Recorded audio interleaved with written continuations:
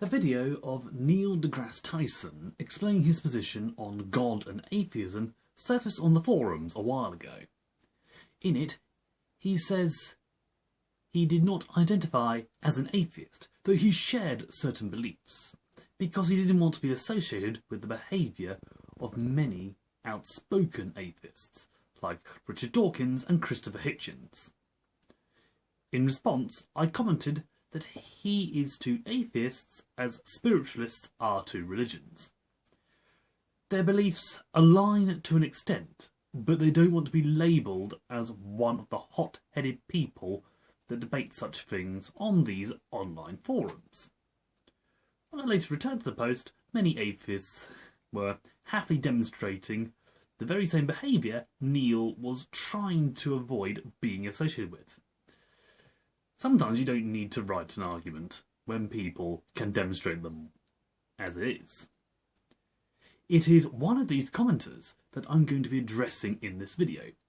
It is an atheist whom I shall not name, but whose name was most likely to appear when showing the comment, mentioning all the tyrannical leaders in history with links to religion of some sort.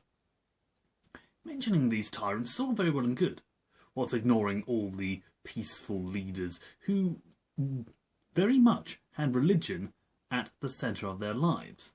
Some American presidents, for example, like Abraham Lincoln, and, of course, the English monarchy, being good examples.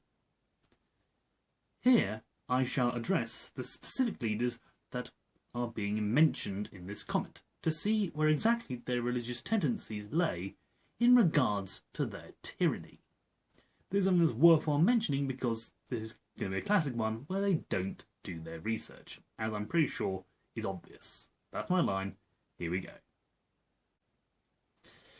They start off with the classic Hitler was Catholic, and even mention that the Vatican was apparently protecting his regime. This is a debate that will always run, since whilst Adolf Hitler's mother was a devoted Catholic, his father was highly sceptical of all religion. It was often said that Hitler disliked the flowery, love thy neighbour attitude, and apparently completely renounced his faith in 1936, long before the outbreak of World War II. While he still made references to God in his rallying speeches, many will agree that merely using God's name as leverage for the religious amongst the general population is the most likely goal. And even then, the Nazis were persecuting the priests of all denominations in Germany. Just because one uses religion towards evil means does not automatically mean they themselves are religious or even professing the same one. Joseph Stalin is also mentioned as a seminary boy, and that he was trained to be an Orthodox priest. True there. But this happened long before he even got involved with the Soviets. And he left before his final exams, apparently even denouncing God to an old school friend, citing Darwin's Origin of Species as his source of enlightenment. The works of Karl Marx were very much the inspiration for him to leave Christianity and become not just a militant anti-theist, but a social Darwinist, a warped way of looking at Darwin's studies, but not one which is unique to the far right. The general view of religion in the Soviet Union was, in the words of Karl Marx, the opiate of the masses. This is what Joseph Stalin subscribed to. The commenter also mentions Lenin being baptised in 1870. However, this was also the year of his birth, and since the same can be said of any Christian, this is a questionable thing. When looking at Lenin's religious views, he's not the most outspoken on the subject, and in fact was discouraging people from making judgments on fellow citizens because of their faith. It did seem as though he held Karl Marx in high regard, in almost an idolising manner. So even if we can give him a Christian mindset, he was worshipping a man more than God. Sticking with Europe, he mentioned Mussolini and Francisco Franco were both Catholic. Mussolini was raised by a Catholic mother, but apparently considered going to Mass as a punishment akin to hell, and became staunchly anti-clerical, like his father. However, he did closely work with Pope Pius XI, and during his dictatorship of Italy did push the Catholic Church forward as a political power in the nation. There's a debate whether or not he was using Catholicism to further his own goals, or if the Vatican under Pius XI were trying to use him to make themselves more relevant again, after the city-state was shrunk by the younger country of Italy over the previous centuries. There's no denying, though, that they did favour Jews who converted to Christianity, particularly Catholicism. Francisco Franco, on the other hand, was a devout Catholic and made the church a central part of his campaign in his rebellion.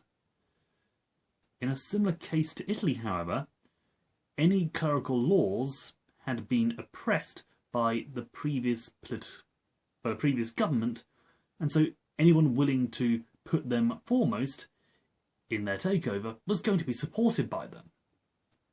It seems as though both Franco and Mussolini used the church to bolster their position in society and gain support, and given the political position of the Catholic Church in Europe for many years, this is unexpected. In a similar way, people supporting political parties have similar interests to them. To go back to the Vatican comment, they remained as neutral as possible, even lending humanitarian aid and helping Jewish refugees escape persecution with false documents. Some might say that being neutral in the war was just as good as helping, but since the Vatican famously have the world's smallest army of less than 200 Swiss guards, it's highly unlikely they'll be able to leave Italy, let alone make a dent in the Allies' war effort. Vatican Radio, on the other hand, spoke out against fascism regimes and promoted peace wherever possible. How this commenter came up with the idea that they were supporting Germany was, quite frankly, beyond me, since, as mentioned, the Catholic priests in Germany were being persecuted by the rising Nazi nationalism. True, they supported fascism in Italy and Spain, but given the very political history of the Catholic Church in continental Europe, it's similar to modern-day Russia trying to reclaim former Soviet territories. Not pleasant or Christian, but it's not unexpected either, and falls into the category of focusing on themselves rather than the good of the people. Something worthwhile bearing in mind. One that sprang to my attention was a mention of the Christian Social Party, COPI, and a name I was not familiar with, Chavez. After some investigation, I found a connection to the late socialist president of Venezuela, Hugo Chavez. The commenter said that his parents were proud members of the party, which, given his intent, is rather confusing, since socialism is more linked to democracy and putting power in the hands of the people, rather than taking of such for the higher powers, in the case of dictatorship, or corporations in the case of capitalism. Not only is this very much a Christian sentiment that's being pushed by Chavez, but it's not a bad thing in and of itself. Also, I can't see there being much of a downside to Chavez being in government, or his faith, which was a patchwork of regional belief and Roman Catholicism, or a parental connection to copy being an influence on his politics beyond his speeches. This is a weird one and makes me wonder if this commenter simply copied and pasted this. Let's check the rest, shall we? To go to the Far East, the commenter mentions Pol Pot's mother was a pious Buddhist and took her children to a monastery for festivals. That means nothing, since whilst Pol Pot studied at a monastery, all that came out of it was a understanding of the Khmer language, and he was publicly an atheist, even making Cambodia an atheist state, which, given the commenter's attempt to make fears look bad, is sort of backfiring. While still in the East, he says that Mao's mother was a devout Buddhist. But unfortunately, this is where my suspicions of copying and pasting are confirmed, when, upon searching Mao Zedong, I found the exact passage verbatim. Even the part which mentions that Mao abandoned his faith in his mid-teens, included in that comment.